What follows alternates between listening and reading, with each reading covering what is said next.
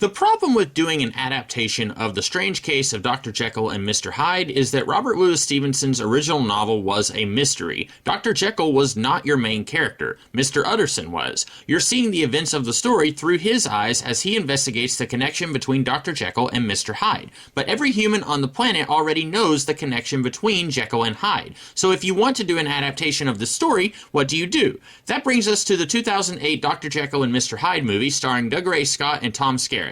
I feel like Paul B. Margolis and Paulo Barzman were aware of the problem of adapting the story, so the first thing we see is Doug Ray Scott murdering a prostitute. The crux of the movie is Dr. Jekyll struggling to stop his inner evil he definitely knows about. I wouldn't have a problem with the movie being about his inner darkness slowly overcoming him, but if it was me, I would have him not know he's responsible for the murders. He could be doing his experiments trying to discover or create whatever it is he's trying to discover or create, and by the time he finds out his evil half is murdering people, it's too late for him to stop Hyde. But he does know, and he does kind of try to stop Hyde. He installs a fancy locked door on his basement, presumably to keep Hyde from escaping and doing more harm. But then, somehow, Hyde escapes, not sure how, and kills again. Then Jekyll confesses his crimes to a lawyer so he can be executed and the threat of Hyde can be dealt with. Instead, the lawyer tries to argue Jekyll and Hyde are two separate entities and thus Jekyll is innocent. You know, the exact opposite of what he wanted.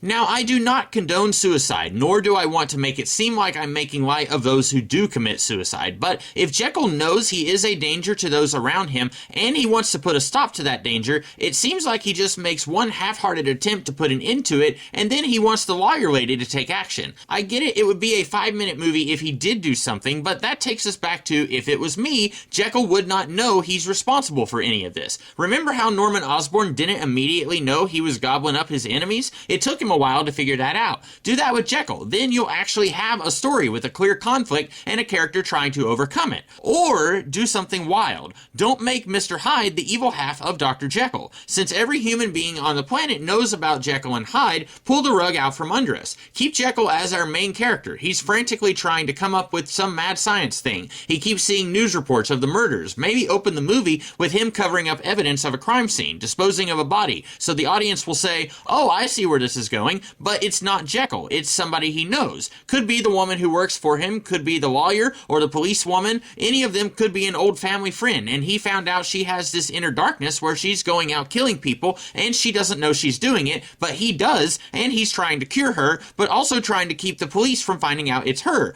Then you have a compelling drama. Should we be on this guy's side for interfering with an investigation where several innocent people died, even though he has a sympathetic reason for doing what he's doing? I've heard people say when a big twist is the big draw for a movie that it doesn't have any rewatch value, but I do think building your drama on Jekyll's criminal actions to save his friend could still be a compelling story, even if you know he's not the monster. How far is he willing to go to save his friend? Does he kill the lead investigator when they get too close? How many more need to die before he accepts that he can't save his friend and he needs to turn her in? Or does he confess to the crimes because somehow he's responsible for his friend's condition in the first place? That would explain why he's trying so hard to fix this. I know this was a fix that nobody asked for, but sometimes you see a little talked about TV movie from 14 years ago and you just gotta get your thoughts about it out there. I'll see you guys next week with something different. In the meantime, have a great rest of the day. Catch you later.